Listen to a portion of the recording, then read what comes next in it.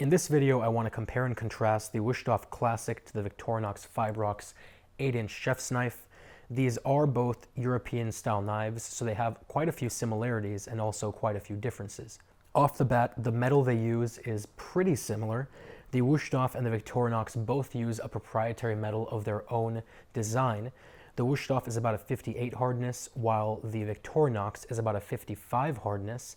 And the cutting angles are relatively similar as well. The Victorinox is a very sharp 15 degrees, while the Wusthof is a little bit sharper at 14 degrees.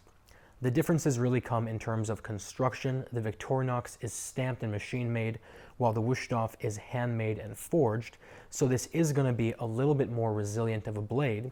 But one of the things that I do want to mention is this is a very traditionally made knife.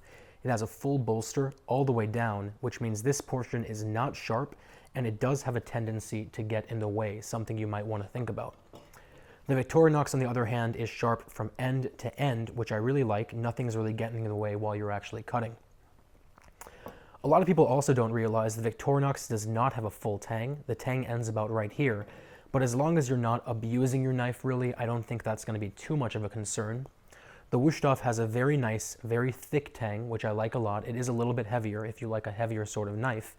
And the handles are both very, very different and very similar. They're both made of plastic. They're both a sort of similar shape if you're looking at them. The difference comes in that the Wusthof handle is two sets of scales that again are triple riveted onto that tang, while the Victorinox is a Fibrox handle, which is where it gets its name, and it's essentially a highly textured, I want to say nylon or glass reinforced polymer, but it is very comfortable and it does give you a lot of grip. I actually like it a lot. They both have lifetime warranties, and at the end of the day, it comes down to a personal preference.